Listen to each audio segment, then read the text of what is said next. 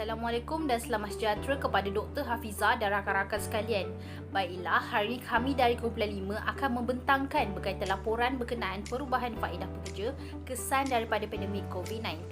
Berikut merupakan ahli kumpulan 5 terdiri daripada saya sendiri, Nur Syakira binti Muhammad Saleh, Nur Anis Najihah binti Kasim, Nur Hanis Adisha binti Nur Asmadi dan Hairun Najihah binti Tur Rahman. Pada musim pandemik COVID-19 ini telah berlaku banyak perubahan dalam institusi sebuah organisasi. Oleh sebab itu, pengurusan sumber manusia telah memainkan peranan dalam modifikasi faedah yang diberikan kepada pekerja mereka. Pada tahun 2020, Pekesa telah merekodkan seramai 67,068 orang kehilangan pekerja kerana pandemik COVID-19 menular pada ketika itu. Dalam masa yang sama juga, seramai 33,341 individu pencaron di bawah Pekesa telah berjaya kembali bertugas melalui program penempatan semula. Seterusnya, faedah untuk pekerja semasa berlakunya COVID-19 ini turut diberikan. Sebagai contoh, hak-hak penjagaan kanak-kanak dan warga emas, faedah untuk masa tidak bekerja, insurans dan hak persaraan. Faedah pekerja merupakan satu bentuk papasan yang dibayar oleh majikan kepada pekerja melebihi dan ke atas gaji atau upah biasa pekerja terima. Faedah pekerja termasuk sebarang hak, istimewaan, perkhidmatan atau kemudahan yang diberikan kepada pekerja secara percuma. Dapat dua situasi yang boleh diklasifikasikan sebagai faedah pekerja, iaitu barangan atau perkhidmatan yang disediakan oleh majikan kepada pekerja atau barangan atau perkhidmatan yang disediakan oleh orang lain bagi pihak majikan kepada pekerja.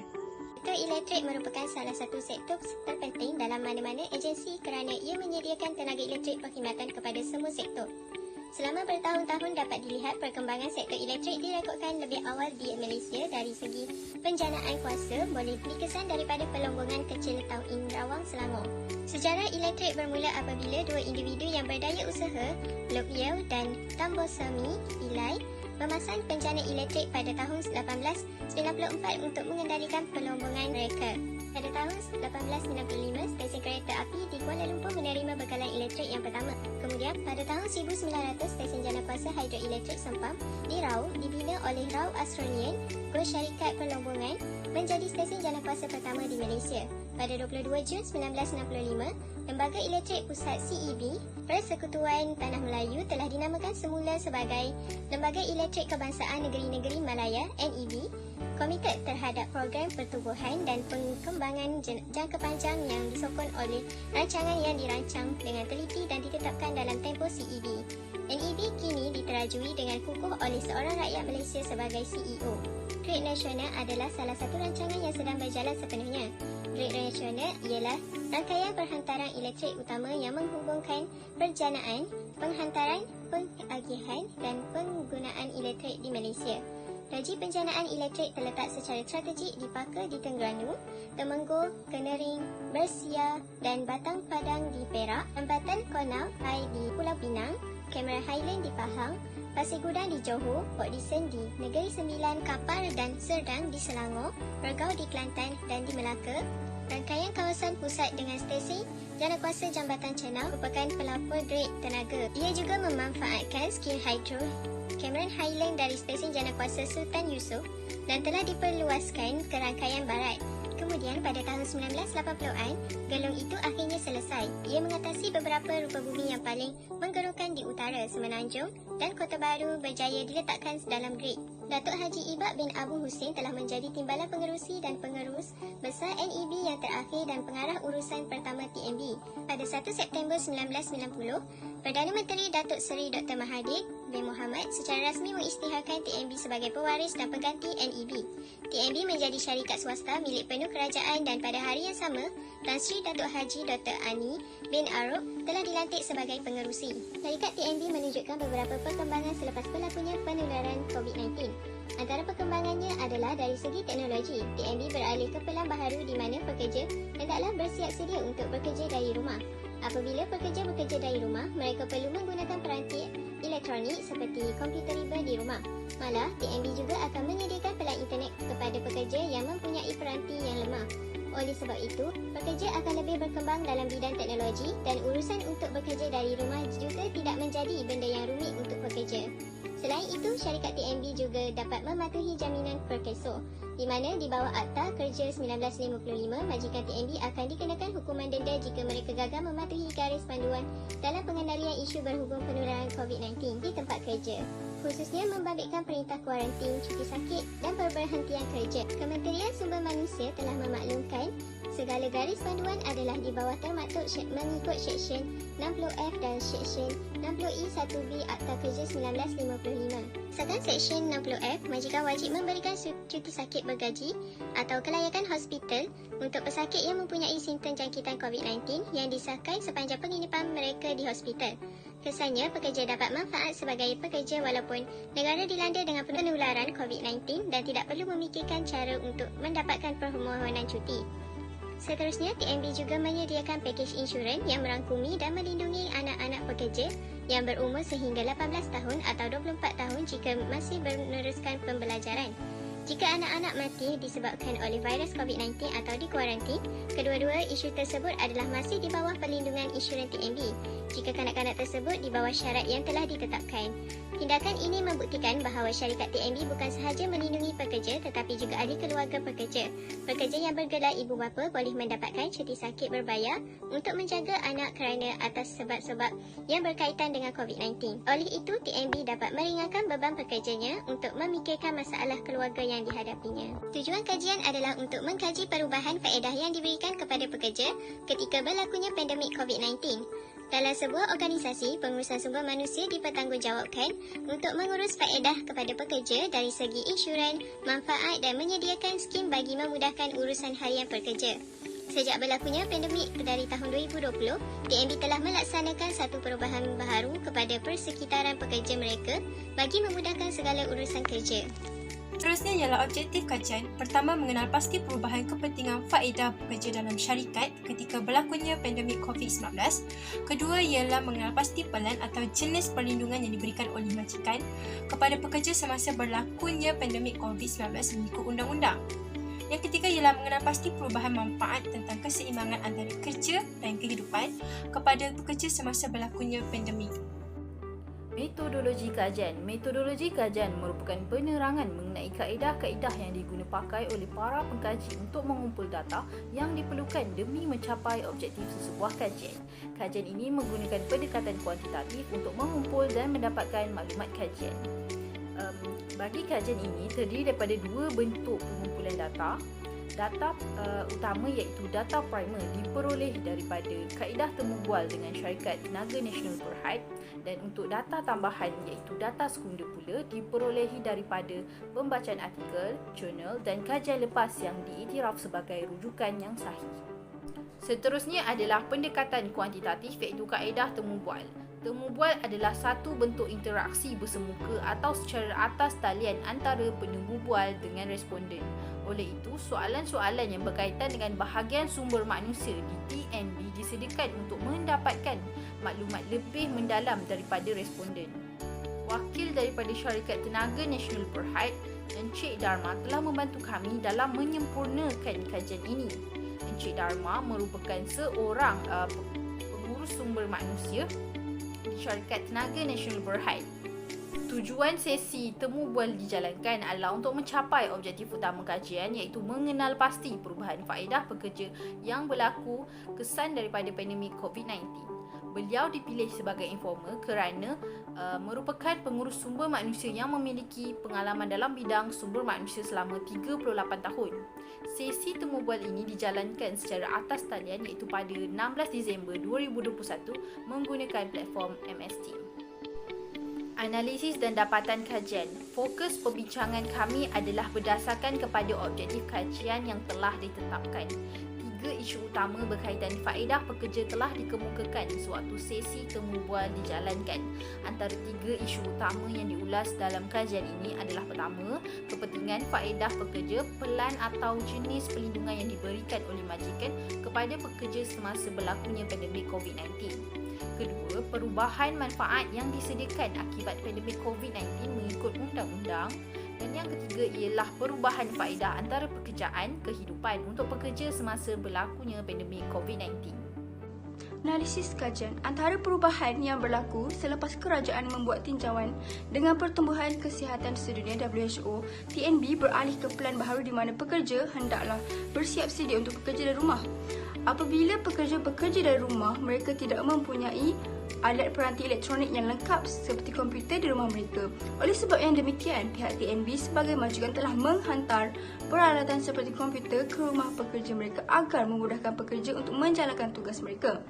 Bukan itu sahaja, sebahagian pekerja juga mengalami masalah jaringan internet di rumah mereka. Sebagai majikan yang bertanggungjawab, pihak TNB amat memahami situasi pekerja mereka. Maka pihak TNB membenarkan pekerja mereka memilih pelan data internet yang sesuai di rumah mereka dan boleh menuntut bilnya dengan TNB. Bukan itu sahaja, jika pekerja mengalami masalah kesihatan seperti sakit belakang dan sebagainya, pekerja boleh membeli kerusi lembut yang berkualiti tinggi dan boleh juga menuntut bilnya daripada TNB. Selain itu, semua faedah yang dibekalkan oleh TNB kepada pekerja mestilah serasi dengan keperluan pekerja kerana TNB terikat dengan Undang-Undang Buruh. Setiap tahun TNB ada perundingan dan perjanjian di mana perjanjian ini perlu sentiasa dipatuhi. Hal ini demikian kerana jika pihak TNB tidak mematuhi undang-undang ini, ia akan dikenakan hukuman. Dalam perjanjian kolektif, TNB merupakan organisasi di mana kemudahan dan faedah adalah antara yang terbaik di Malaysia. Jadi, faedah yang telah diberikan tidak boleh ditarik semula. Jika pihak TNB berkeras untuk menarik balik, maka perlu membuat perundingan bersama pekerja dahulu. Jika ada faedah tambahan, pihak TNB akan mempertimbangkan dengan membuat perbincangan dan perundingan bersama pekerja. Akhir sekali, pihak TNB hanya memberikan faedah berdasarkan keperluan pekerja sahaja. Hal ini demikian kerana Tun Dr. Mahathir pernah berkata bahawa jika kita ingin membantu seseorang, kita jangan terlalu banyak memberi, tetapi kita mengajar mereka kerana jika mereka menerima terlalu banyak faedah, ia tidak akan menjanjikan kesetiaan kerana sikap manusia sentiasa meminta-minta tanpa berusaha sendiri. Bagi pendapat pengurus sumber manusia TNB iaitu Encik Dharma ialah dengan memberikan banyak faedah dan kemudahan kepada pekerja dalam organisasi tidak akan menjanjikan kesetiaan kerana amalan manusia apabila diberi terlalu banyak, mereka tidak akan menghargainya. Sebagai contoh, di TNB terdapat Pusat Latihan Sultan Ahmad Shah di mana di pusat latihan tersebut terdapat latihan untuk semua pekerja dari pekerja biasa seperti pemandu buruh sehingga ke pengurusan atasan. Disebabkan program latihan ini diberikan secara percuma, ramai orang kurang menghargainya. Buktinya, setiap kali berlaku program latihan tersebut, terdapat sekurang-kurangnya 30% ketidakhadiran. Namun, jika program itu wajib dibayar, sudah tentu penglibatan pekerja adalah lebih menyeluruh. Seterusnya ialah perubahan manfaat pekerja mengikut undang-undang yang berlaku selepas COVID-19 di syarikat TNB. Segala faedah atau insurans pekerja di syarikat TNB adalah dilindungi di bawah perkesor dengan Akta Keselamatan Sosial Pekerja 1969. Pekerja perlu mencarum 8% gaji mereka kepada perkesor supaya dapat memudahkan kewangan pekerja di TNB. Untuk faedah persaraan, mereka tiada perubahan selepas berlakunya COVID-19, tetapi berlakunya perubahan hak persaraan selepas syarikat diswastakan. Terdapat dua kategori faedah persaraan kepada pekerja. Yang pertama ialah pekerja yang berkhidmat ketika TNB dipegang oleh kerajaan dan selepas syarikat diswastakan, di mana mereka mempunyai pilihan sama ada untuk meneruskan perkhidmatan di TNB ataupun pilihan untuk bersara pada bila-bila masa dari umur 56 tahun sehingga 60 tahun. Kategori yang kedua pula iaitu pekerja yang berkhidmat selepas syarikat diswastakan perlu mengikut mandatory umur persaraan swasta iaitu 60 tahun. Selain itu, bagi memenuhi syarat tuntutan papasan, pekerja perlu sentiasa melakukan uji COVID-19 termasuklah pekerja kontrak supaya jika berlaku sebarang penularan COVID, pekerja mendapat hak tuntutan kerana sudah memenuhi segala hak syarat syarikat TNB. Jika pekerja ingkar untuk melakukan ujian COVID-19, maka amaran pertama, kedua dan ketiga akan diberikan, malah lebih teruk adalah dibuang kerja atau kontrak ditamatkan serta-merta. Yang terakhir ialah pekerja yang mengalami kemalangan ketika bekerja di rumah boleh menuntut pampasan. Hal ini demikian kerana pekerja adalah milikan syarikat TNB selama 24 jam. Tetapi dengan syarat mereka dilarang mengambil kerja sambilan kecuali dengan kebenaran Ketua Pengurusan Sumber Manusia. Jika pekerja tidak mematuhi segala arahan pengurusan sumber manusia, maka pekerja boleh dibuang kerja. Hal ini bagi memudahkan tuntutan papasan atau insurans jika berlakunya sebarang kemalangan. Pihak pengurusan sumber manusia juga akan memerhatikan sejarah ramai sejahtera jika penuntut pampasan cuba untuk menipu. Faedah antara pekerja kehidupan untuk pekerja semasa berlakunya pandemik COVID-19. Faedah antara pekerjaan kehidupan adalah penting, terutamanya sewaktu pandemik COVID-19.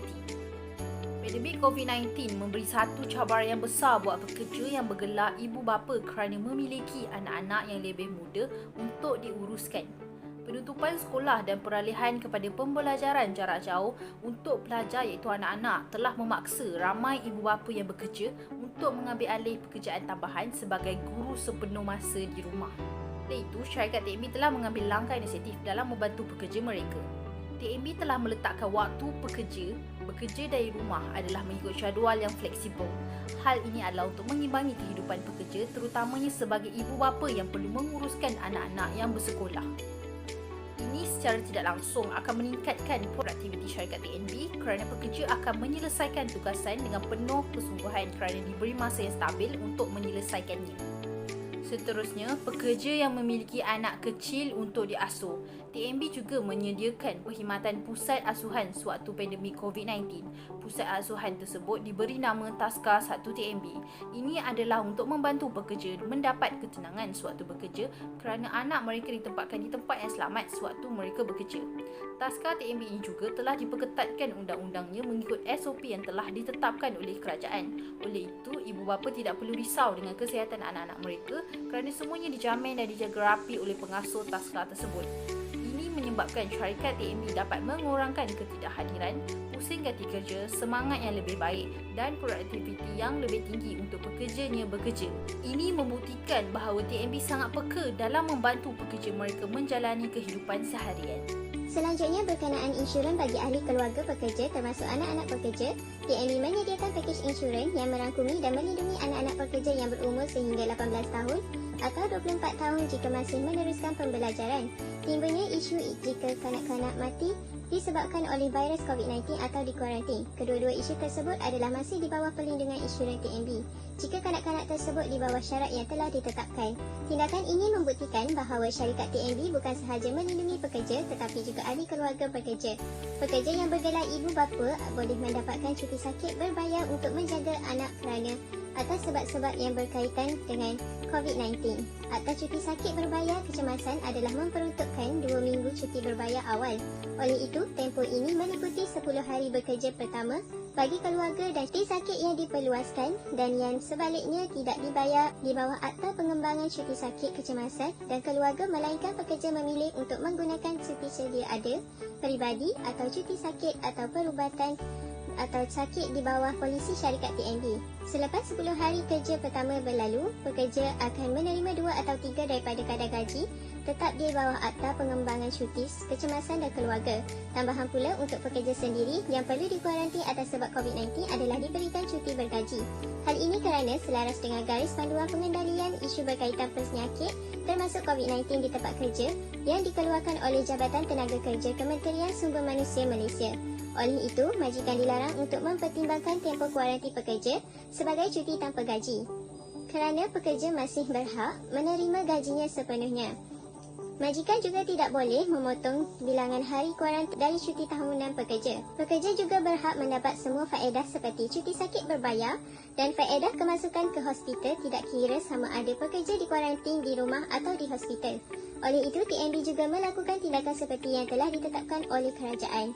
Di samping itu, untuk sistem pencen pula tidak berubah dengan mudah terutamanya jika ianya adalah untuk menangani masalah seperti ekonomi jangka pendek dan sederhana termasuk krisis semasa kerana sistem pencen bertindak balas secara perlahan-lahan terhadap perubahan keadaan makroekonomi dan demografi. Oleh itu, tindak balas terhadap kejutan sementara seperti pandemik COVID-19 tidak menjelaskan dan memberi perubahan kepada sistem pencen. Oleh yang demikian, majikan perlu mengambil langkah lain untuk menangani isu sementara yang timbul dan tidak bergantung kepada sistem pencen. Mengikut syarikat TNB, sistem pencen berubah pada tahun 2020 kerana penukaran perkhidmatan awam TNB yang sebelum ini di bawah kerajaan penjawat awam kepada penswastaan. Oleh itu, sistem pencen TNB memiliki sedikit perubahan. Perubahan yang wujud adalah dari segi umur atau tempoh waktu persaraan pekerja berbeza mengikut tahun kemasukan pekerja tersebut di TNB. Walau bagaimanapun, perubahan yang berlaku tiada kaitan dengan perubahan akibat pandemik COVID-19. Ada cadangan yang boleh dikemukakan adalah pihak TNB boleh menyediakan sejumlah peruntukan kepada pekerja mereka untuk membuat pejabat mini di rumah dengan kelengkapan peralatan seperti kursi dan meja. Ini bagi memberi keselesaan kepada pekerja yang berkhidmat di secara atas talian di rumah. Next ialah TNB boleh melakukan pemeriksaan kesihatan fizikal dan mental secara kerap supaya mereka tidak mengalami sebarang tekanan yang keterlaluan ketika bekerja. Tambahan pula, TNB boleh menambah baik dasar perlindungan sosial sedia ada di mana pengurusan faedah pekerja adalah lebih jelas dan memantau caruman yang dilakukan oleh pekerja. Ini bagi membantu pekerja menguruskan kewangan mereka dengan lebih teratur. Seterusnya ialah TNB boleh mencontohi syarikat di US di mana mereka menggunakan faedah tambahan seperti COBRA, FMLA, Medicare dan PPACA. Faedah seperti ini dapat memberi keyakinan kepada pekerja sentiasa yakin dengan pengurusan sumber manusia di TNB. Next, TNB juga boleh menyediakan inisiatif 20 minit waktu rehat tambahan yang khas. Hal ini kerana pekerja mungkin mengalami kepenatan fizikal dan mental kerana pembahagian tugas komitmen pengurusan keluarga di rumah, malah perlu fokus kepada pekerjaan mereka. Yang terakhir ialah membina bilik rehat khas untuk pekerja TNB bagi memberi ruang kepada pekerja untuk berehat seketika daripada gangguan seperti panggilan telefon dari pelanggan. Secara tidak langsung, pekerja akan lebih bertenaga dalam melakukan tugasan dan sekaligus meningkatkan keuntungan kepada syarikat. Oleh itu, pekerja dapat mengimbangi kehidupan dan pekerjaan mereka secara lebih stabil. Sebagai penutup bicara, Tenaga Nasional Berhad TNB telah bertanggungjawab dalam memberikan faedah pekerja secukupnya kepada tenaga pekerja mereka terutamanya ketika pekerja harus bekerja dari rumah. Tambahan pula, pihak TNB tidak membuang sebarang pekerja walaupun dalam situasi pandemik COVID-19 kerana mementingkan hak pekerja. Selain itu, pihak kerajaan bertindak melalui Tenaga Nasional Berhad TNB dengan memberikan 10% diskaun tarif elektrik untuk industri terpilih selama 3 bulan mulai Julai 2021 hingga September 2021. Seterusnya, pihak pengurusan sumber manusia di syarikat TNB juga boleh memberikan sepenuh tenaga mereka untuk memastikan pekerja mereka mencarum di bawah perkeso agar kehidupan mereka lebih terjamin jika berlaku apa-apa kemalangan yang tidak dijangka, sebagaimana perkeso menyediakan pusat latihan kesihatan kepada pekerja yang dilindungi sehingga mereka betul-betul sembuh. Peratus caruman yang digunakan juga adalah tidak banyak yang diambil daripada gaji bersih pekerja. Hal ini bagi membantu pengurusan kewangan pekerja di TNB supaya mereka lebih selesa bekerja di syarikat tersebut. Seterusnya, faedah antara pekerja terutamanya sewaktu pandemik COVID-19 ini perlu dititik beratkan supaya pekerja mendapat faedah yang sewajarnya mereka dapat. Hal ini kerana disebabkan pandemik COVID-19, pekerja perlu bekerja daripada rumah dan ia merupakan satu cabaran besar buat pekerja yang bergelar ibu bapa. Sebagai contoh, pekerja mendapat faedah seperti hak penjagaan kanak-kanak dan warga emas, bayaran untuk masa tidak bekerja, insurans dan pelan pencen. Ini membuatkan pekerja akan lebih bersemangat dan bermotivasi untuk bekerja walaupun tertekan dengan keadaan yang dihadapi negara kita sekarang. Hal ini kerana disebabkan pandemik COVID-19, pekerja perlu bekerja daripada rumah. Gambaran pengurusan sumber manusia pada masa hadapan ialah pengurusan sumber manusia telah mengalami perubahan yang dinamik dalam peranan, fungsi dan kesan keseluruhannya dalam pengurusan organisasi. Perubahan yang berlaku adalah disebabkan oleh tugas-tugas yang semakin mencabar sebagai pemimpin dan pengurus sumber manusia. Sehubungan dengan itu, usaha memperkukuhkan pengurusan sumber manusia adalah perlu sentiasa diperbaiki supaya dapat memberi impak yang paling besar kepada organisasi dan pekerja mereka, sebagai contoh ketika pandemik COVID-19. Hal ini demikian kerana fungsi pemimpin dan pengurus sumber manusia telah bertindak sebagai perancang, fasilitator dan gerak strategik dalam organisasi adalah sangat penting agar organisasi boleh bertahan lama dan kekal relevan. Pendekatan strategik kepada pengurusan sumber manusia mengambil kira keperluan organisasi untuk fleksibiliti melalui sistem yang fleksibel. Fleksibiliti adalah penting untuk mencapai kesesuaian pekerja dan keupayaan organisasi dalam persekitaran yang sentiasa berubah-ubah.